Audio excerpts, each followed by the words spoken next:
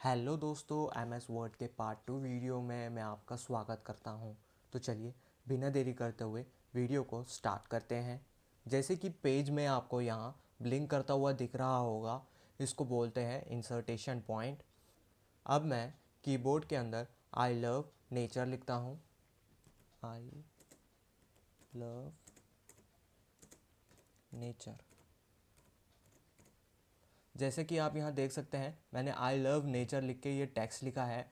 उसे कंप्यूटर की ज़बान में इसे फ़ॉन्ट कहते हैं। इसके बाद मैंने जो ये आई लव नेचर लिखा है, इसको मुझे हटाना है। तो मैं क्या करूँगा, कीबोर्ड में मैं बैक स्पेस दबाऊँगा और एक एक करके भी मैं इसे हटा सकता हूँ। यदि आपको इसे इकट्ठा हटाना है तो इसे सिलेक्ट करना होगा।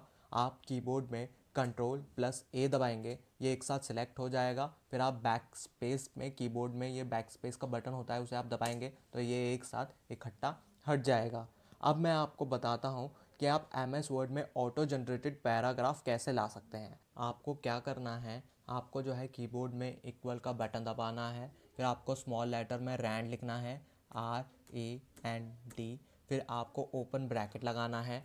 आपको पैराग्राफ कितने चाहिए, मुझे जैसे कि 8 चाहिए तो मैं 8 लिख देता हूँ। फिर जो है आपको कोमा लगा लेना है। फिर जो है आपको पैराग्राफ में कितने सेंटेंस चाहिए, मुझे उदाहरण के लिए 6 सेंटेंस चाहिए। फिर आपको क्लोज ब्रैकेट लगा लेना है। आपको मैं दोबारा बता देता हूँ, ऑटो जनरेटेड पैराग्राफ लाने के लिए जो है आपको इक्वल कीबोर्ड में दबाना होगा। फिर आपको स्मॉल लेटर में रैंड लिखना है। फिर आपको ओपन ब्रैकेट लगा लेना है। आपको कितना पैराग्राफ चाहिए, 8, 9 या फिर 6, आपको जो चाहिए पैराग्राफ वो यहाँ आप टाइप कर देंगे। फिर जो है आप कोमा लगा लेंगे। फिर आपको एक पैराग्राफ में कितने सेंटेंस चाहिए, 6, 4, 3, वो आप यहाँ लिख देंगे। फिर जो है आप क्लोज ब्रैकेट लगा देंगे। फिर आप कीबोर्ड में एंटर का बटन दबाएंगे। जैसे कि आप ये देख सकते हैं कि ये ऑटो जनरेटेड पैराग्राफ यहाँ आ चुका है। अब जो है आप सीखते हैं कि ये कीबोर्ड के सेक्शन में ये जो बटन है, cut, copy, paste, format, painter, इन बटन्स के बारे में अभी सीखते हैं। इन बटन्स के बारे में बताने के लिए सबसे पहले जो है मुझे किसी टेक्स्ट को सिलेक्ट कर लेना होगा। जैसे कि मैं ये टेक्स्ट को सिलेक्ट कर लेता हूँ। जैसे कि ये मैंने टेक्स्ट सिलेक्ट कर लिया है। अब इस पैराग्राफ में मुझे ये टेक्स्ट नहीं चाहिए और मुझे किसी और जगह इस पैराग्राफ में वो टेक्स्ट चाहिए। तो मैं क्या करूँगा, यहाँ जो है कट का बटन दबा दूँगा। देख सकते हैं जो मैंने टेक्स्ट सिलेक्ट किए थे और वो कट का बटन दबा देने के बाद वो टेक्स्ट वो वहाँ से हट गए हैं। अब जो है मुझे इसी पैराग्राफ में कहीं वो टेक्स्ट वापस चाहिए। जैसे कि उदाहरण के लिए मुझे यहाँ वो टेक्स्ट चाहिए, तो मैं यहाँ पेस्ट का बटन दबा दूँगा। देख सकते हैं वो टेक्स्ट वो यहाँ आ चुके हैं। इसी तरीके से मैं और किसी टेक्स्ट को सिलेक्ट कर लेता हूँ।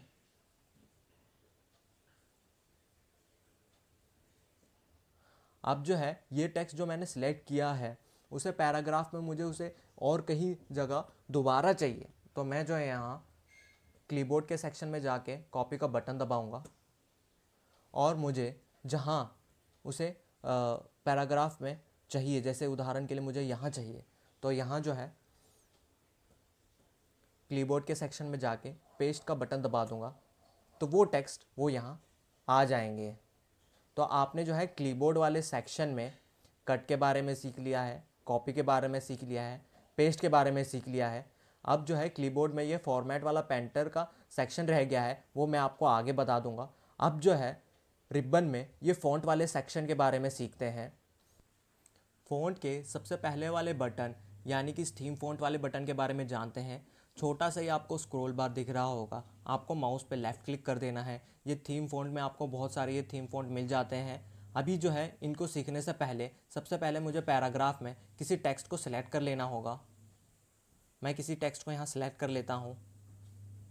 जैसे कि मैंने ये टेक्स्ट सेलेक्ट कर लिए हैं, मैंने वीडियो की शुरुआत में आपको कहा था ये जो टेक्स्ट लिखे हैं उसे कंप्यूटर के ज़बान में फ़ॉन्ट कहते हैं। अब जो है इन्हें में इन फ़ॉन्ट की थीम चेंज करनी है।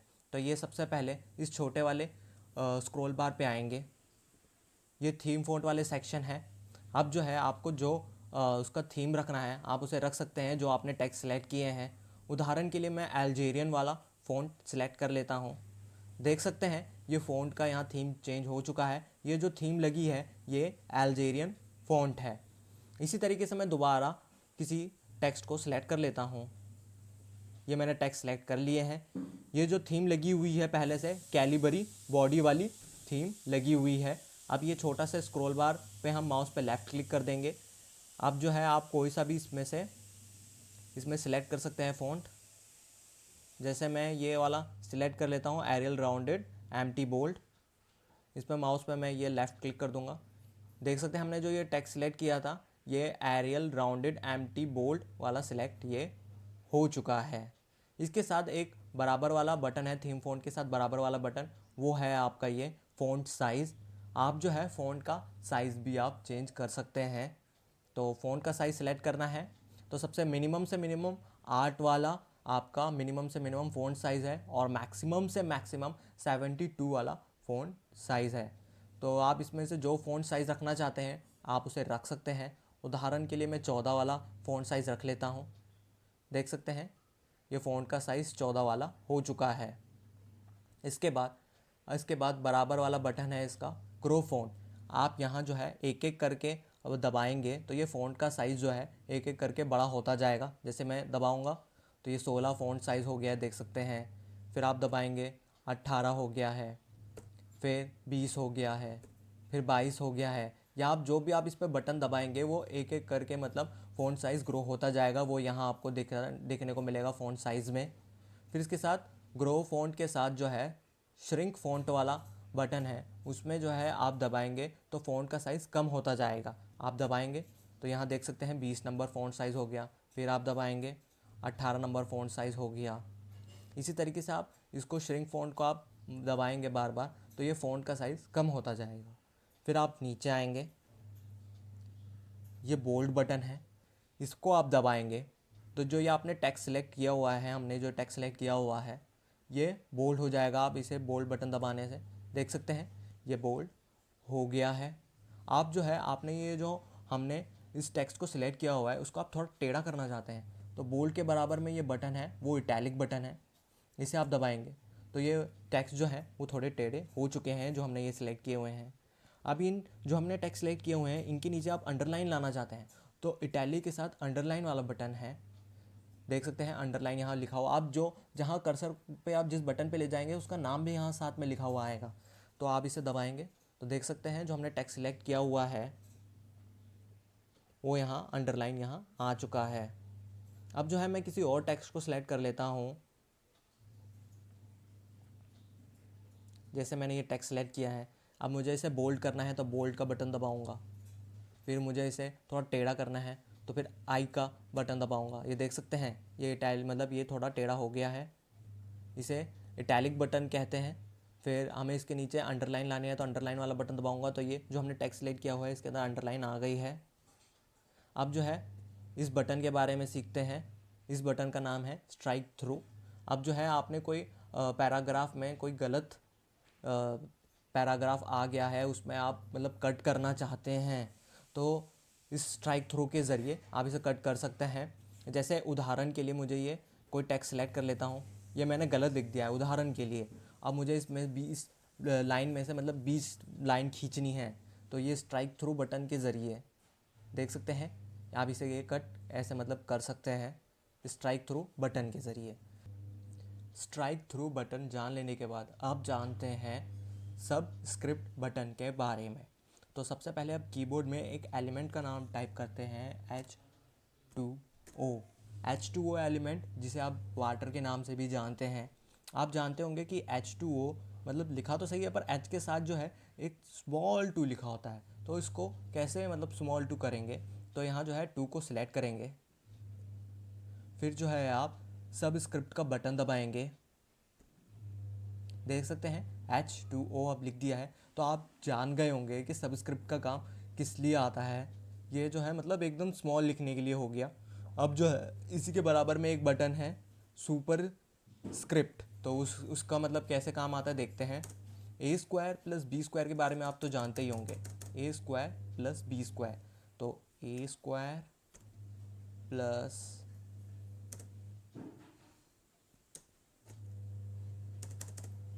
B square. अब देख सकते हैं ए स्क्वायर और बी स्क्वायर, अब ये तो फॉर्मेट नहीं है, ए के ऊपर स्मॉल टू लिखा होता है और बी पे छोटा सा स्मॉल टू लिखा होता है। तो ए स्क्वायर प्लस बी स्क्वायर में हमें सबसे पहले टू को सिलेक्ट कर लेना है और सुपर स्क्रिप्ट में जाना है। देख सकते हैं अब ये स्क्वायर लग रहा है, अभी बी टू को भी है, मतलब ये इसको भी स्क्वायर कर लेते हैं, बी स्क्वायर को टू को सिलेक्ट करेंगे सबसे पहले, फिर उसके बाद सुपर स्क्रिप्ट में जाएंगे और सुपर स्क्रिप्ट का बटन दबाएंगे। अब लग रहा है ए स्क्वायर प्लस बी स्क्वायर। तो आप जो है इसके बारे में जान चुके हैं, सबस्क्रिप्ट के बारे में और सुपर स्क्रिप्ट के बारे में भी आप जान चुके हैं। इसके बाद अब जानते हैं चेंज केस बटन के बारे में। अब पहले सबसे पहले जो है किसी टेक्स्ट को सिलेक्ट कर लेते हैं। मैंने ये टेक्स्ट को सिलेक्ट कर लिया है। अब जो है चेंज केस बटन पे जाते हैं, इसे दबाते हैं। सेंटेंस के सबसे पहले क्या होता है कि पहला वर्ड जो है कैपिटल लेटर में होता है और उसके बाद जो है बाकी सारे लेटर जो है स्मॉल लेटर में होते हैं। पर लोअर केस में क्या होता है कि आप लोअर केस सेलेक्ट कर लेंगे तो यहाँ जो है सारे लेटर जो है स्मॉल लेटर में होंगे। फिर उसके बाद फिर आप चेंज केस बटन में जाएंगे, अपर केस वाला आप सेलेक्ट करेंगे तो यहाँ सारे लेटर जो है कैपिटल लेटर में आपको मिलेंगे। फिर उसके बाद आप चेंज केस में जाएंगे, फिर कैपिटलाइज ईच वर्ड करेंगे तो इस तरीके का आपको फॉर्मेट देखने को मिलेगा। फिर इसके बाद टूगल केस पे आप सिलेक्ट कर लेंगे तो पहला वर्ड जो है आपको स्मॉल लेटर में मिलेगा, फिर बड़ा उसका जो अगला लेटर है उसके बाद आपको कैपिटल लेटर में देखने को मिलेगा। इसी तरीके से मतलब ये टॉगल केस वाला केस है। अभी मैं सिलेक्ट कर लेता हूँ सेंटेंस केस। तो पहला वर्ड जो है कैपिटल लेटर में और जो उसका अगला वर्ड जो होते हैं जो भी सारे वो स्मॉल लेटर में आपको देखने को मिलते हैं सेंटेंस केस में। अब जो है हमने ये जो टेक्स्ट लिखा है इसे आप हाईलाइटेड करना चाहते हैं तो ये जो सेंटेंस केस के साथ जो बराबर में बटन है वो टेक्स्ट हाईलाइटेड कलर है, आप इस टेक्स्ट को हाईलाइटेड कर सकते हैं। जैसे मैं इसको सिलेक्ट करता हूँ, देख सकते हैं ये कलर जो है हाईलाइटेड हो चुका है। आप इसका कलर भी आप चेंज कर सकते हैं, मतलब आपको किस कलर में हाईलाइट करना है। उदाहरण के लिए मुझे ये हरे कलर में चाहिए। अब फिर इसको हम दोबारा सेलेक्ट करेंगे, ये देख सकते हैं ये हरे कलर में ये हो गया है। इसके बाद अब जानते हैं फ़ॉन्ट कलर बटन के बारे में। इसको जानने से पहले किसी टेक्स्ट को सिलेक्ट कर लेते हैं। इस फ़ॉन्ट कलर बटन में क्या होता है, आपको जो है फ़ॉन्ट का जो कलर है आप कोई सा भी मतलब रख सकते हैं। उदाहरण के लिए मैं रख लेता हूँ ये ऑरेंज वाला। देख सकते हैं ये फ़ॉन्ट का जो कलर का जो है ये ऑरेंज कलर में हो चुका है ये फ़ॉन्ट के कलर।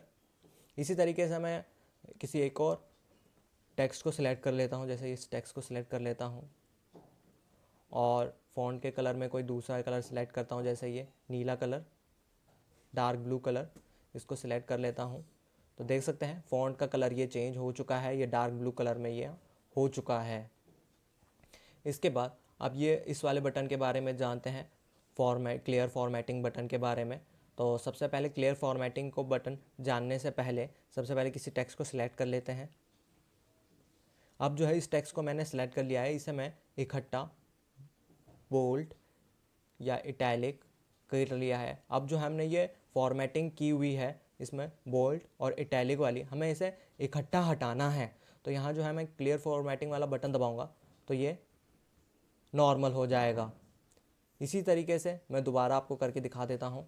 ये टेक्स्ट को सिलेक्ट कर लेता हूँ और इसमें मैं अंडरलाइन और इटैलिक कर लेता हूँ। अब मैं इसमें क्लियर फॉर्मेटिंग वाले बटन को दबाऊंगा तो ये नॉर्मल हो जाएगा। देख सकते हैं ये नॉर्मल हो गया है। ये क्लियर फॉर्मेटिंग मतलब इस तरीके का यूज़ है इसका कि आप बोल्ड इटैलिक अंडर आप इकट्ठा लगाते हैं और आप उसे मतलब एक एक करके उसे हटाएंगे तो आप क्लियर फॉर्मेटिंग के ज़रिए आप उसे इकट्ठा हटा सकते हैं। अब सीखते हैं फ़ॉन्ट के साथ ये जो छोटे वाले बटन है इसके बारे में। तो सबसे पहले जो है किसी टेक्स्ट को हम सिलेक्ट कर लेते हैं।